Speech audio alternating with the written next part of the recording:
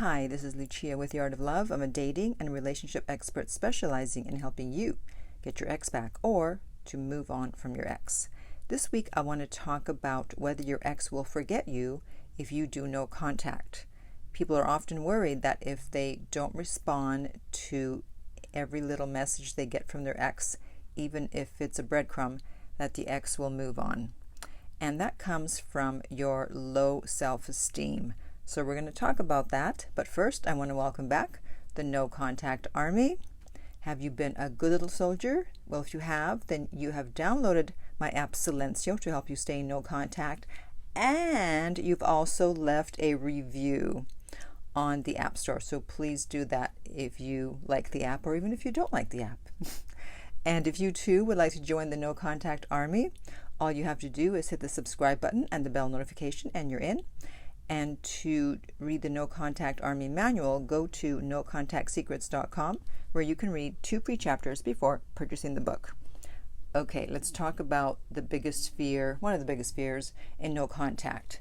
And this is usually people who either have an anxious attachment style or they have a self-esteem issue. A lot of things in dating, they're not dating issues, they're self-esteem issues, because someone with a high self-esteem is not going to think that someone is going to forget them. I have never thought that someone was going to forget me. In fact, it's the opposite. It's like, yeah, he's not going anywhere. Or, yeah, I'll be hearing from him again. And no, it's not because of my looks, because there are plenty of guys and girls who are good looking and they are still worried that they're not going to hear from their ex.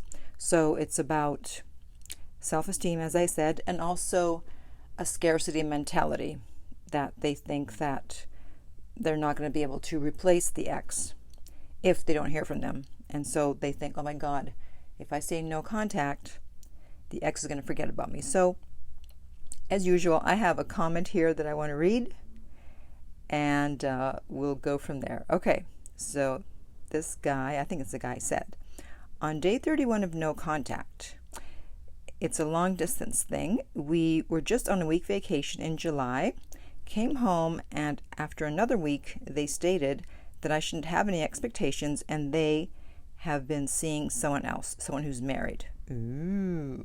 But they also want me and cannot split themselves. And if it's not an issue, even better. Yeah, I bet they say if it's not an issue, even better. Better for them. Never have I been so appalled in my life.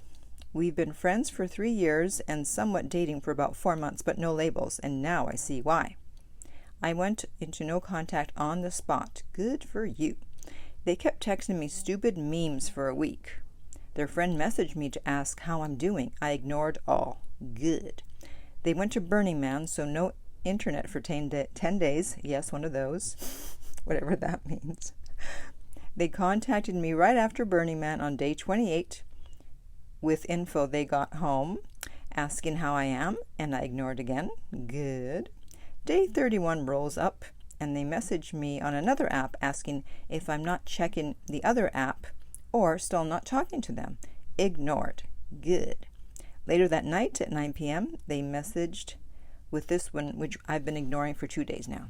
Is it significant given the situation? Is it just to alleviate their ego and pain or damage control? All right, and the message is, do you have time to talk this out somewhat soon? No matter what my feelings for you remain, it'd be nice if people used commas once in a while.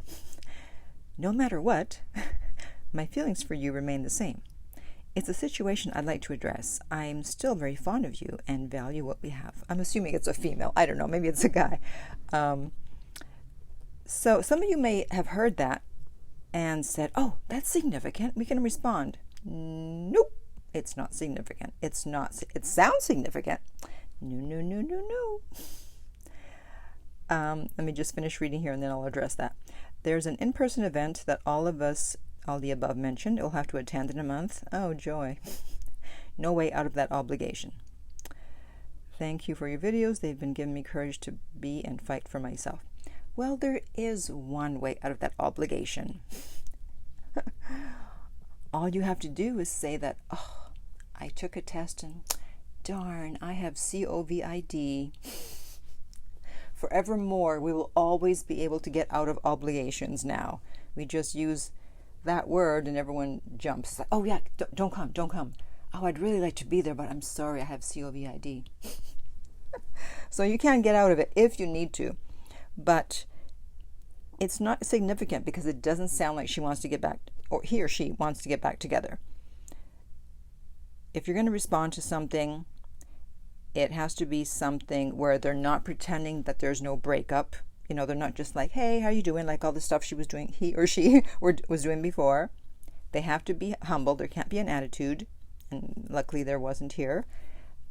And then, if possible, it would be nice if it sounded like they regret their decision and they want to get back together. So it just sounds like she wants to alleviate maybe her guilt, damage control, pain, whatever. In any case, she doesn't want to get back together. He or she.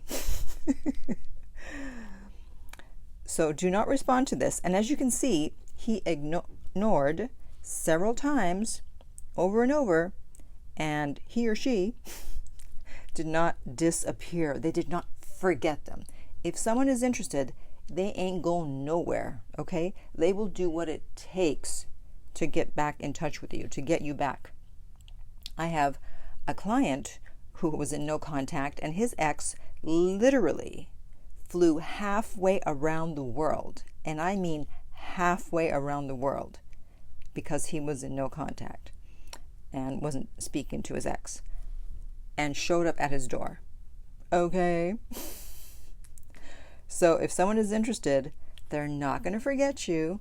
They're not going to go away. They're not going to move on.